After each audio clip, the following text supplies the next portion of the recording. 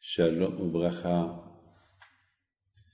que le bon Dieu vous protège, vous donne la santé, la joie, la prospérité, si Dieu veut. Je me trouve à Miami et je suis passé par le site, la fameuse tour qui s'est effondrée au mois de juin et elle a fait presque 100 de morts. Et parmi ces morts, il y a des gens que je connais. Et cette année, ce terrain-là, je l'ai vu hier soir, il est vide, il est troué. Ils ont débarrassé tout l'immeuble. Les pierres, tous les ont pris quelque part. Et il paraît qu'il y a un monsieur qui a acheté ce terrain. Il a acheté à 120 millions de dollars. Et là-bas, il va construire un grand immeuble. Et je commençais à réfléchir. Je dis, mais qui va habiter là-bas?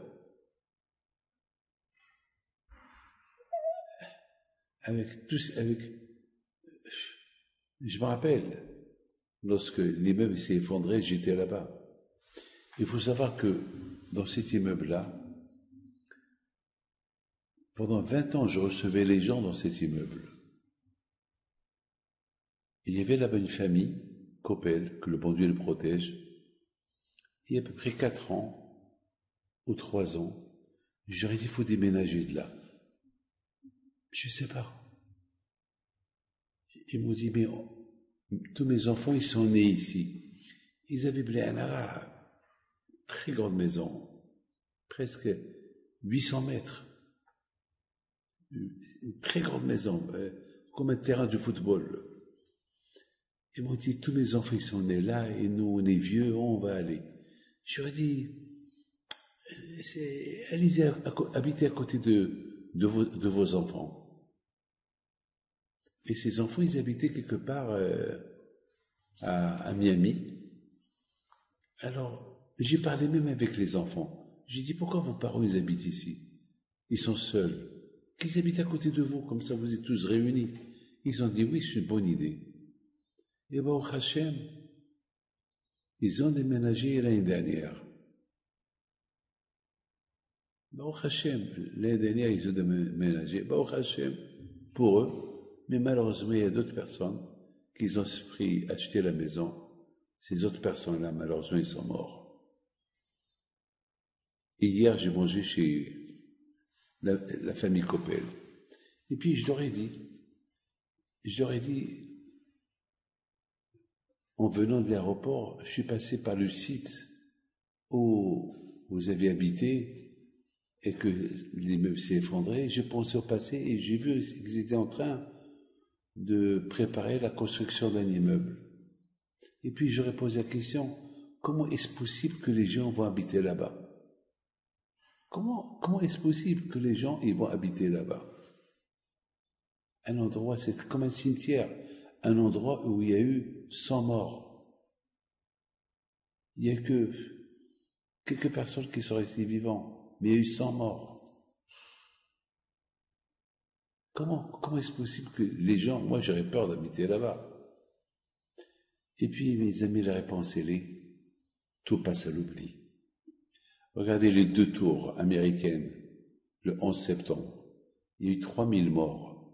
Qu'est-ce qu'ils ont construit aujourd'hui là-bas? Un grand immeuble. Il y a là-bas des bureaux. Mais malheureusement, il y a l'oubli. Il y a une seule chose qu'on n'oublie pas, nous les Juifs. La sortie de l'Égypte. Et c'est la raison pourquoi Akadosh Baruch Hu, il sait. Akadosh Baruch Hu, il sait que l'oubli, il existe. Autant qu'on va tout faire pour ne pas oublier, et à la fin, on va oublier. Même le mort, on l'oublie. Vous vous rendez compte? Même le mort, on l'oublie. Vous vous rendez compte? Voilà, ma mère. Ça fait 3 ans maintenant qu'elle est décédée. Combien j'ai pleuré pour elle. Et ça y est, elle est là, elle est dans mon souvenir. Ouais, c'est demain soir, ça va être son année. Elle est dans mon souvenir, pas plus, pas plus, pas plus. Mais malheureusement, l'oubli existe. Voilà mon père, que j'adorais le plus, lui aussi. Et je ne l'oublie pas, je parle de lui tout le temps, mais j'ai plus le chagrin que j'avais pour lui lorsqu'il a quitté ce monde. Ça y est, c'est une nouvelle génération. Tout passe à l'oubli. Regardez tous les tzadikim. Aujourd'hui, on leur fait des hiloulas. On ne pleure pas leur disparition. On leur fait, alors que lorsqu'ils sont morts, tout le monde les pleurait. Tout, c'est la raison pourquoi Hachem, il nous rappelle, n'oubliez pas la Torah, n'oubliez pas les mitzvot. Et c'est la raison pourquoi on répète, chaque année, on répète la paracha de la semaine. Chaque année, on répète la paracha, la sortie de l'Égypte, l'histoire de Abraham, l'histoire de Yitzhak, l'histoire de Yaakov. Tout le temps, on répète, on répète, on répète. Parce que tout passe à l'oubli. Et étant donné que tout passe à l'oubli, la Torah, elle ne veut pas qu'on oublie. Et d'ailleurs, c'est la raison pourquoi on fait l'anniversaire. Pour ne pas qu'on oublie notre âge. C'est pour ça qu'on garde l'âge. Pour ne pas, parce que l'oubli, il existe. À tel point que, alors j'ai vu ce site-là, alors j'ai vu le site, c'est là où il y avait une fois cet immeuble-là qui s'est effondré devant les yeux de tout le monde. Il a fait 100 morts. C'est choquant. Ça nous a choqués. J'étais à Miami à cette époque-là. On parlait que de ça, on parlait que de ça. C'est choquant. Mais voilà, ça passe à l'oubli. Tout passe à l'oubli. Donc les gens vont acheter un appartement à 4-5 millions de dollars. Alors si rien que la terre, le terrain, il a coûté 120 millions de dollars, alors imaginez-vous combien ça va coûter chaque appartement. Chaque appartement va coûter un argent fou. Et les gens, ils sont déjà en liste d'attente pour acheter. Mais comment acheter sur un cimetière? C'est comme habiter sur un cimetière? Non, ça passe à l'oubli. D'ailleurs, j'ai rigolé lorsque il y avait à un moment donné, il y avait des discussions. Est-ce que cet endroit-là, ils vont le rendre un souvenir, ils vont faire là-bas un parc pour un souvenir à la mémoire des disparus. Et vous savez que il y a eu des discussions à la mairie, il y a eu des discussions, et finalement à la fin, il y a eu un qui l'a dit, mais il y a de l'argent à gagner. Pourquoi on ne gagne pas l'argent sur les morts aussi? Alors, c'est de l'argent à gagner. Pourquoi on va perdre cet argent-là pour faire un souvenir à quelqu'un? Et en plus, ça va s'oublier. Alors il a dit, voilà, l'Arc de Triomphe, c'est un souvenir du soldat inconnu, et même les gens, ils vont là-bas, pas pour le soldat, ils vont là-bas pour prendre des films de l'Arc de Triomphe. C'est tout. Parce que c'est un monument historique. C'est tout. Mes amis, la Torah, elle est émette. Et justement, parce que la Torah, elle est émette, alors la Torah, elle ne veut pas qu'on oublie. La Torah, elle ne veut pas qu'on oublie. Elle ne veut pas qu'on oublie. Et la Torah, elle veut qu'on parle. Mes amis, je voudrais vous parler de quelque chose de magnifique. Vous savez que Moshe Rabbeinu, alav shalom, ça lui a pris 7 jours pour que le bon Dieu l'a convaincu d'aller être le Mashiach pour les bénis d'Israël. Écoutez bien ça. Moshe Rabbeinu, alav shalom, lorsqu'il était en Égypte, il s'est passé il était le prince de l'Égypte. Il a été adopté par Bathia, la fille de Pharaon. Enfin, vous connaissez toute l'histoire, que sa mère, elle l'a mis au monde, elle l'a mis dans une petite boîte, elle l'a mis au Nil, et il a commencé à pleurer. Batia, il est venu pour se laver au Nil, il entend un enfant qui pleure, de loin, elle voit une petite boîte, une petite teva, et puis elle prend la teva, elle voit c'est un bébé, elle l'a adopté, et il a grandi, et il est sorti pour voir ses frères, un juif toujours, il va voir comment ils vont ses frères. Il faut avoir un leftov, un bon cœur. Moshe Rabbeinu alav shalom, il a grandi dans un palais, avec sa mère adoptive, Batia, qui était une grande sadéquette. Mais il sait que lui, c'est un juif. Il sait qu'il s'appelle Moshe. Il veut voir ses frères. Et ses frères, ils étaient esclaves. Il va pour voir ses frères, et le pauvre, il souffre avec eux. Il voit un Égyptien, comment il frappe un Juif. Il le frappait. Et cet Égyptien-là, il le frappait tellement fort pour qu'il soit blessé, parce que comme ça le matin, lorsqu'il va le réveiller, il va le forcer à sortir de la maison, et il a violé sa femme. Et Moshe Rabbeinu, il n'en pouvait plus. Il a tué l'Égyptien. Le lendemain, Moshe Rabbeinu, il retourne. Il voit deux Juifs qui se disputent. Et puis, Moshe Rabbeinu, il leur dit, mais pourquoi vous disputez? Faites le shalom. Ils ont dit, tu nous commandes, tu veux nous faire ce que tu as fait à l'Égyptien?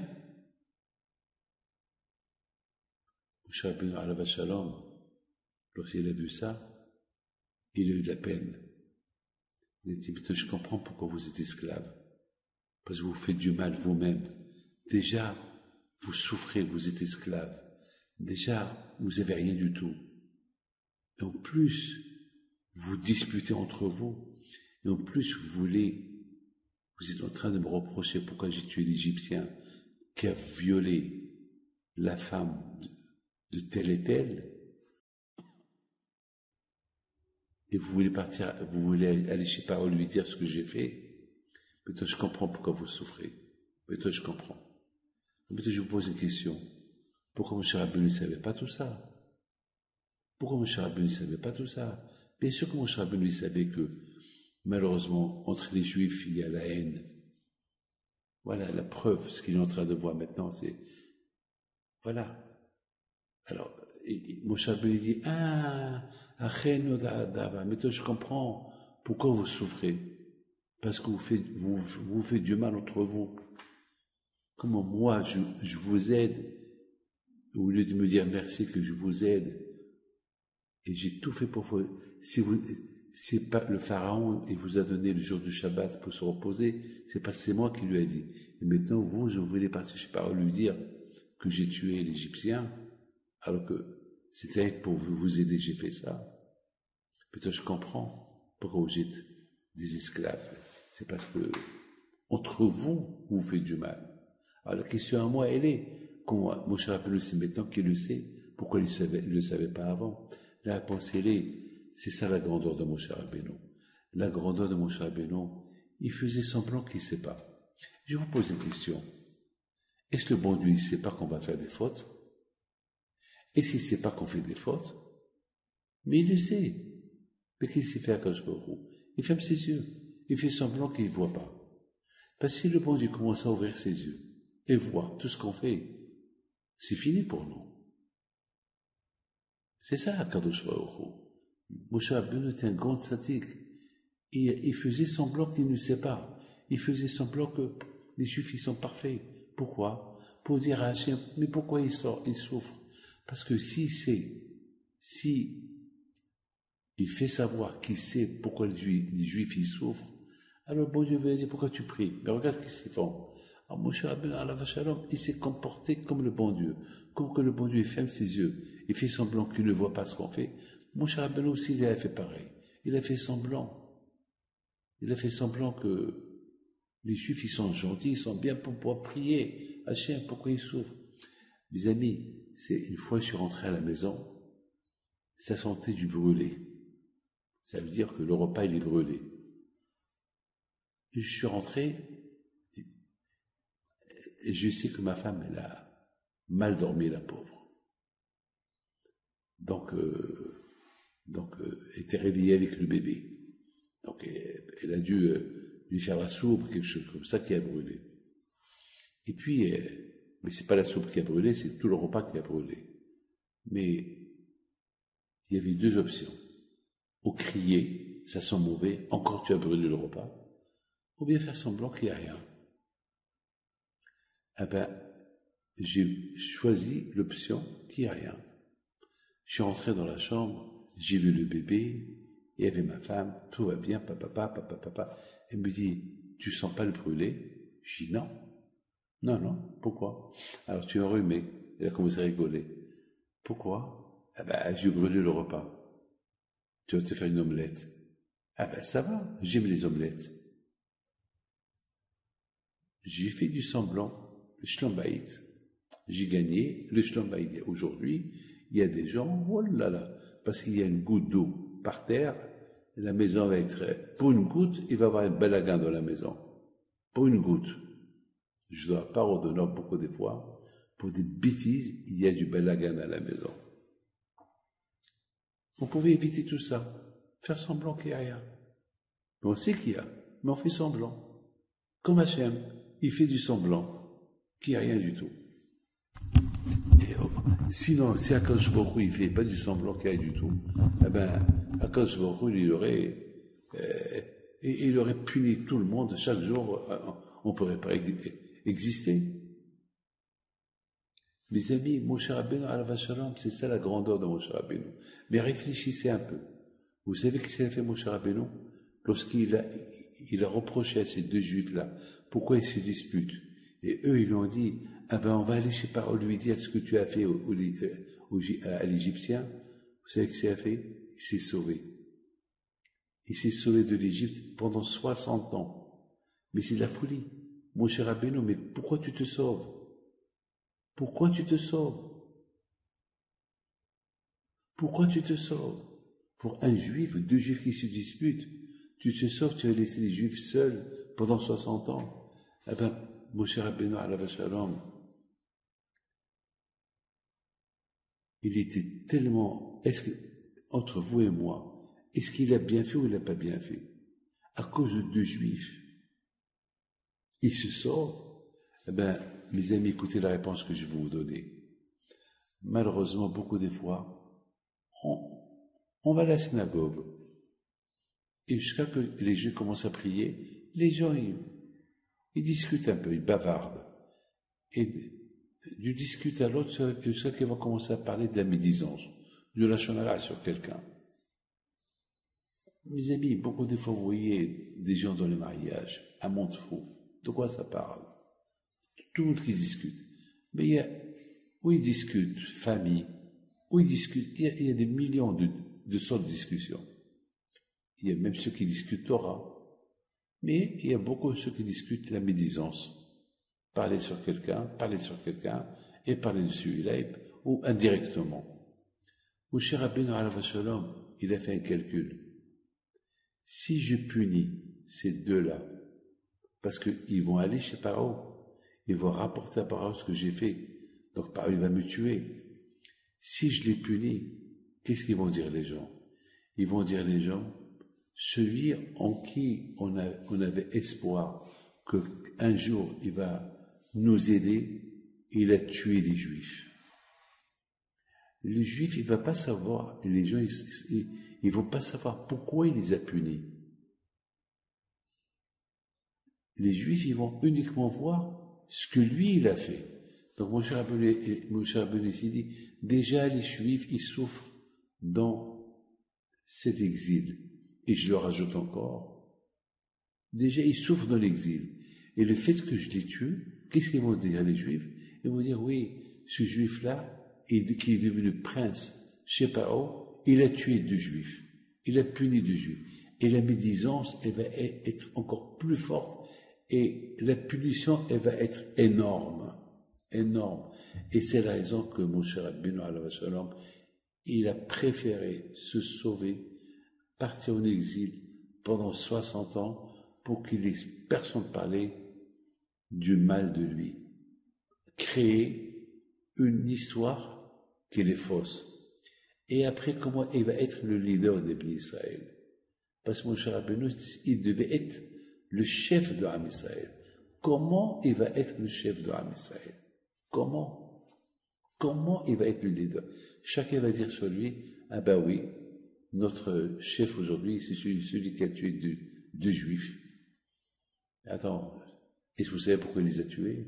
Parce qu'ils ont voulu rapporter à Paro que lui, il a tué un Égyptien. Et s'il rapporte que lui, il a tué un Égyptien, Paro l'aurait tué. Et s'il l'aurait tué, ce serait la fin. Il n'y aura pas de délivrance de l'Égypte, parce que c'est lui qui devait libérer les Juifs. Est-ce que les gens vont comprendre comme ça? Malheureusement, les gens, ils comprennent à leur manière. C'est pour ça que mon cher Rabbeinu, il a fait un calcul, un long calcul. Il faut que je me sauve de là, comme c'est personne qui n'a rien à me reprocher. Effectivement, 60 ans plus tard, lorsqu'il est retourné, il a été accueilli par tous les Juifs comme un héros. Est-ce qu'il aurait été accueilli comme un héros s'il aurait tué ces 2 Juifs-là? Jamais. Mes amis, je vous raconte une histoire qui est pas mal. Vous allez rigoler un peu. Il y avait une fois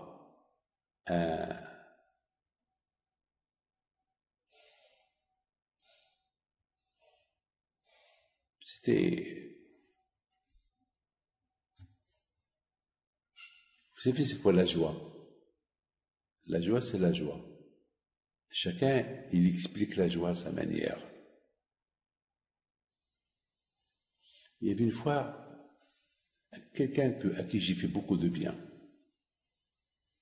Et malheureusement, je ne suis pas venu au mariage de sa fille. Pourquoi? Parce que je me suis trompé de date. Et c'était pas moi qui devais les marier, mais je devais venir à acte de présence. C'est un monsieur qui m'a fait beaucoup de bien, moi aussi j'ai fait beaucoup de bien, on était bien, on était proches. Mais là, il vient à mes fêtes, je vais à ses fêtes, et il m'aide, je l'aide, vous savez, à Colpanim, c'est moi qui le conseille pour ses affaires, et lui aussi il me donne de l'argent par la yeshiva, papa. Un jour on s'est rencontrés, bon, pour vous dire que le fait que j'ai pas été au mariage de sa fille, je lui fais une lettre d'excuse. Il ne me répond pas. Et voilà, un jour, je te rencontre dans une fête, et voilà, je vois qu'il me fait la tête. Il m'évite, il ne me parle pas. Et j'ai compris. Bon, il a vu que tout le monde venait chez moi, il me brasse les mains, et tout le monde qui vient chez moi, avant le Covid, hein, et tout le monde qui vient chez moi, et en tout cas, à un moment donné, il s'est dit, il faut que je vais voir Rabbi David. De loin, je voyais qu'il hésitait, venir, ne pas venir, venir, ne pas venir. Et moi, j'ai fait semblant que je ne le vois pas pendant qu'il était en train de me voir. Et à un moment donné, je marche en sa direction avec 2 personnes qui étaient avec moi. Et Moshe, il me regarde, Rabbi David, avec un grand sourire, Zamak, il vient de me voir. Je lui dis, alors on fait la paix. Il me dit, la paix de quoi? Zamak, on dirait qu'il n'y a rien. Je dis, la paix de quoi? Ah ben la paix. La paix, ça fait longtemps qu'on ne s'est pas vu. Ah, excuse-moi, j'ai oublié. Alors là, il me regarde sévèrement. Il me dit, mais quand même, c'était le mariage de ma fille, on n'oublie pas.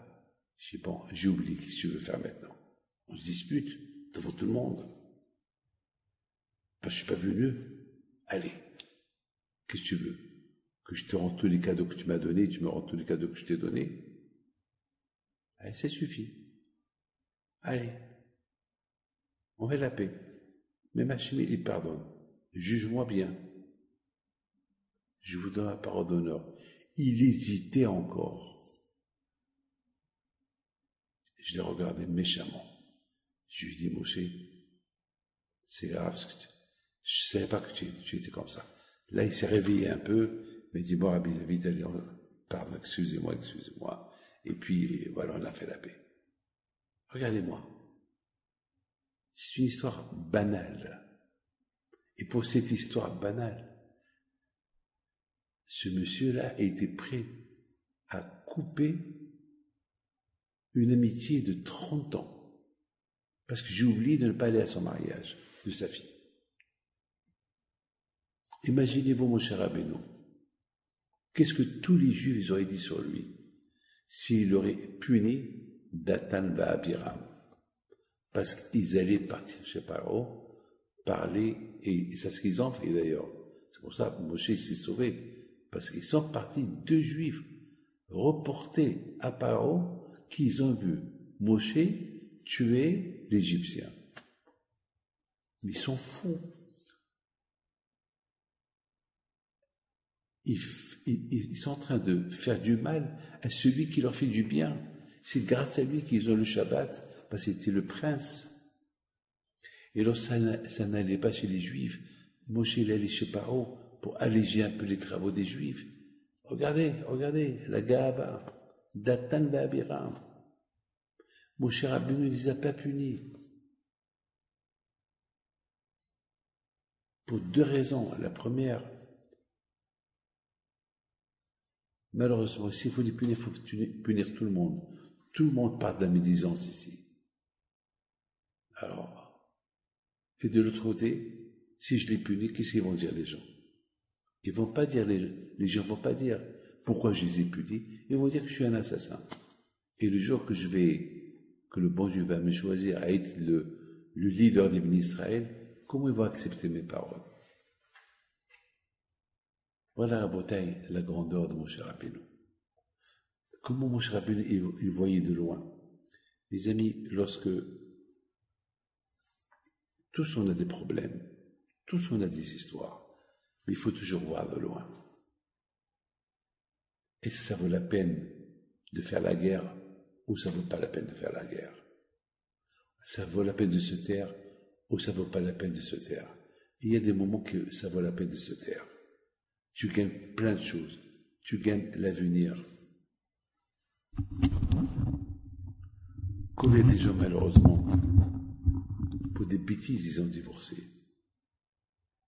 Regardez, mes amis, lorsque Moshe Rabbeinu, il a été choisi pour être le leader des bénis Israël, ça a pris 7 jours pour que Hachem va le convaincre. 7 jours. Et Moshe Rabbeinu dit à Hachem, ça fait 60 ans que j'ai quitté l'Égypte. Et pendant 60 ans, c'était Aaron, mon frère, qui s'occupait des Juifs. Et moi, je vais aller prendre sa place. Et 7 jours, Hachem il le charrie. Moshe, il n'y a que toi qui vas libérer l'Israël, pas Aaron ton frère. Et après 7 jours, Akash pourrait dire Moshe, c'est quoi ton problème? Tu veux pas aller être le leader et libérer les Juifs parce que Aaron ton frère, il est plus grand que toi et que pendant que 60 ans que toi tu étais en dehors de l'Égypte, c'était Aaron qui s'occupait des Juifs. Mais Aaron, il va être content de savoir que c'est toi le leader. Alors retourne. Retourne en Égypte, il va être content. Je vous pose une question. Comment il va être content?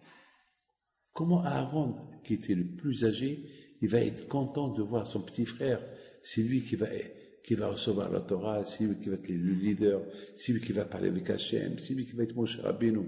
Comment il va être content? Ah ben mes amis, Aaron, depuis ce qu'il a fait Moshe Rabbeinu, Aaron, il a déjà couronné Moshe de leader. C'est ça la vérité. La vérité, il faut voir toujours la vérité. Il faut vivre la vérité. Aaron, il se rappelle il y a 60 ans en arrière. Il y a 60 ans en arrière, qu'est-ce qu'il a fait Moshe? Moshe était le prince. Il habitait au palais royal avec Bathia, sa mère adoptive. Il a puni un Égyptien parce qu'il a frappé un Juif, il a violé sa femme. Le lendemain, il a vu 2 Juifs qui s'y disputent. Il leur dit, pourquoi vous disputez? Et eux, ils lui ont dit, tu veux être notre chef, tu veux nous punir comme tu as puni l'Égyptien, on va aller chez Paro lui dire ce que tu as fait. Moshe, il aurait pu les punir. Moshe, il a choisi la voie de fuir. Fuir un temps indéterminé, 60 ans, pour ne pas punir de Juifs, pour ne pas créer la médisance. Déjà, il y a la médisance chez les Juifs. Et maintenant, en les punissant, qu'est-ce qu'ils vont dire les Juifs? Ah ben, Moshe, il les a tués. Moshe, c'est un assassin. Ils ne vont pas voir le mal qu'ils ont vu, ces Juifs-là, ces deux. Ils vont voir que ce que Moshe Rabbeinu, il a fait. Malheureusement, c'est ça. Beaucoup de fois, on voit, on prend toujours le victime pour le faible et le fort, que celui qui a la raison. On voit toujours celui qui a l'argent, c'est lui le plus fort que tout le monde. Et le faible, toujours, le pauvre, il n'a pas raison. Même s'il a raison, il n'a pas raison. Donc, Aaron Akon, il a vu cette grandeur de Moshe Rabbeinu. Moshe, qui était un prince. Moshe, il a préféré fuir et souffrir le martyre pendant 60 ans pour ne pas punir un juif. C'est un homme que lui, le peuple juif, il a besoin. Donc c'est ce que Hachem il a dit à Moshe. Moshe, tout ton problème, c'est Aaron. Mais Aaron, il va être content de savoir que c'est toi le leader. Il va être très content. C'est pas être content par sa bouche. Ah, même avec son cœur, il va être content. Dans la vie, beaucoup de fois, on montre la joie que par la bouche, mais pas avec le cœur. Beaucoup de fois, on dit à quelqu'un bonjour, rien qu'à la bouche, mais le cœur, il n'y est pas. Jamais j'oublierai. J'ai fait l'appel entre la belle-fille et la belle-mère. Maintenant, avec le téléphone, j'ai travaillé sur les deux. Et j'étais à la maison, chez la belle-mère, et j'attendais la belle-fille qui arrive avec son mari. Elle n'est pas arrivée. Et je l'ai appelée, je lui ai dit, je suis chez ta belle-mère, alors tu viens. Tu avais honte d'être la première, voilà, je suis là. Elle est venue. Il fallait voir qu'elle rencontre la belle-fille et la belle-mère. La belle-mère était heureuse de voir sa belle-fille, parce qu'elle est venue avec les enfants, qu'elle n'a pas vus depuis 1 an. Donc elle était heureuse. Et la belle-fille, elle a fait une tête, on dirait qu'elle était devant un cercueil. Jusqu'à que je lui fais des grimaces. Souris, Ahmara, souris. Et de force, elle a souri. Et je l'ai pris dans la chambre, je lui ai dit, c'est pas ça. Tu es en train de prouver qu'une autre histoire. Déjà, ton mari n'est pas content de cette rencontre. Parce qu'il a cru que tu allais faire un bon geste, un peu de joie, montrer un peu de joie. Tu es en train de montrer que tu es dans une lévaïa. Tu es en train d'accompagner un mort, là. Et ça suffit, oublie. Et après tout, c'est ta faute à toi. C'est toi qui as fait le mal. C'est pas ta belle-mère, c'est toi. Allez, arrête. Mes amis, beaucoup de fois, la bouche. C'est pas que la bouche seule qui sourit. Il faut que le cœur aussi sourit. Et c'est ça la grandeur de Aaron. Aaron, depuis qu'il a vu Moshe Rabbeinu faire un geste que personne ne pouvait faire, il a compris que Aaron, Moshe, c'est le leader. Eh bien, mes amis, c'est ça ce que la Torah nous raconte. Mes amis, vous savez, je me suis posé la question. Pourquoi Akash Baruch Hu, il a charrié Moshe Rabbeinu pendant 7 jours? 7 jours, il le supplie. Allez, je t'en prie, Moshe, allez, je t'en prie, Moshe, allez, je t'en prie, Moshe. Pourquoi il le supplie pendant 7 jours?